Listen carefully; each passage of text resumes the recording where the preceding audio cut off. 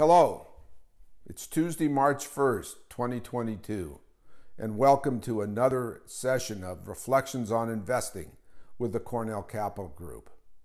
And as war rages in the Ukraine, market volatility is spiked. So what I'd like to do today is tell you a strategy for dealing with and perhaps even profiting from increased market volatility. And that strategy involves options. Now, immediately you might think, oh, options, they're leveraged, they're derivatives, they're risky, they're speculative, and so forth. And there is some truth to that. Options can be used in that way. But they can also be used to enhance the risk-return menu in a way that is actually risk-reducing. And I'd like to explain today how we do that with reference to a particular example. And the example involves Amazon. Here at the Cornell Capital Group, we think Amazon is one of the world's greatest companies. We use its product virtually every day. Mr. Bezos needs to be congratulated for producing a truly unique company. But no matter how good a company is, it can be fully priced. And at $3,000 per share, we tend to think that Amazon is close to fully priced. Remember, before the pandemic, it traded at about $1,500 per share. So if you want to hold Amazon in today's volatile market, is there a way to do that where you can benefit from being part of the Amazon story, reduce risk, and still make a sizable return if Amazon behaves in what we think is a reasonable way? Sounds too good to be true? Well, you have to be careful. There's always risk, and I'll explain where it comes from. So let's turn to the computer and walk through a specific example of an option strategy involving Amazon. So here we are at the computer, and I'll explain all that's going on here. Let's start up here at the upper left-hand corner with the box that says Amazon. And the first thing that we see is the stock price. And on March 1st, today, the stock closed at $3,022.84. Now the next thing is something called the strike price. With an option, or a call option is what this is, we are selling to someone else the right to buy Amazon stock from us for $3,050, about $28 above the current price, anytime between now and June 17th, 2022, when the option matures. So the person to whom we've sold this option can choose to buy the stock from us at any time up to that date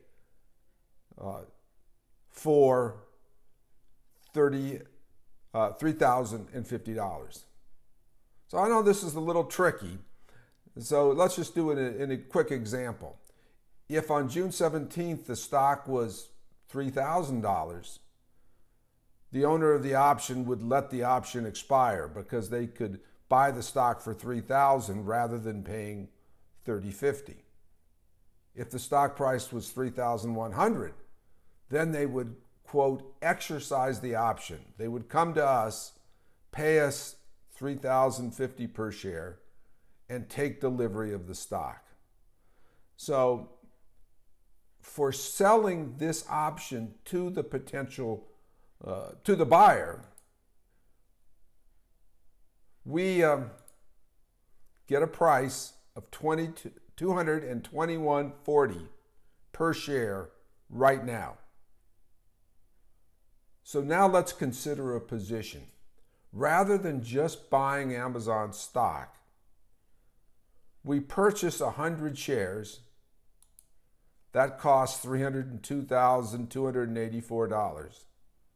And we simultaneously sell 200 options, or options on 200 shares at the price of $221.40, and that brings into us $44,280.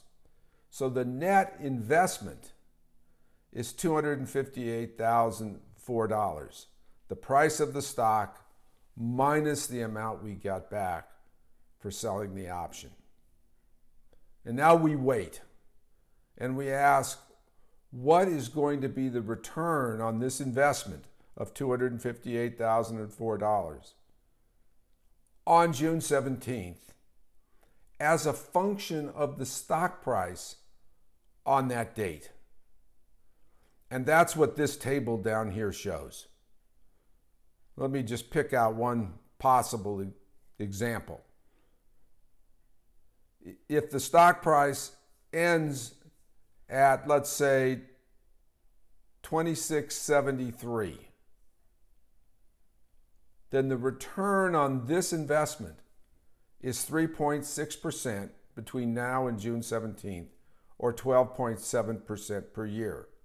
Notice if I'd bought the stock, since the stock price is down from 3,023 to 2,673, I would have lost money. I would have lost almost 12%, or an annualized rate of 34%.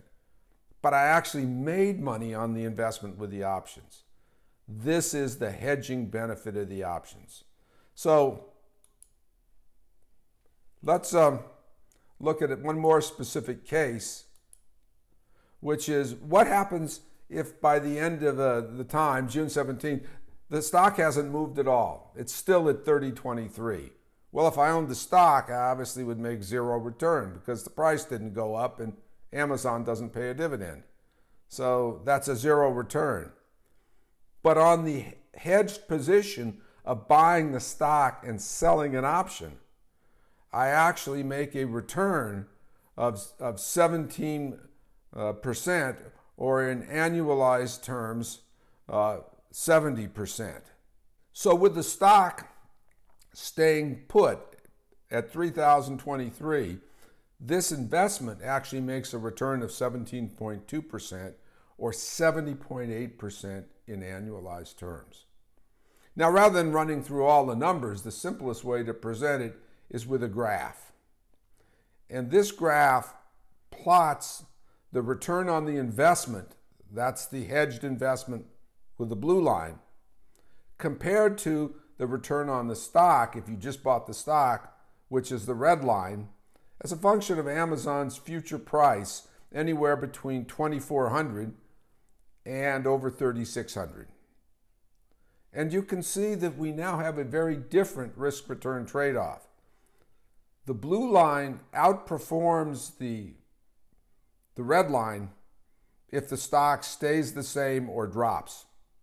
If it drops, you're always better off with a hedge. And it can drop, as we showed earlier, and you can still make money. It can drop from where it is, 30.23, it's about here. It can drop 10%, and you're still going to make significant money. The risk is if the stock skyrockets, that you could lose money because you've purchased 100 shares but have sold 200 options. It's one reason why we monitor these investments every day at the Cornell Capital Group. But you can see that you have quite a different return here.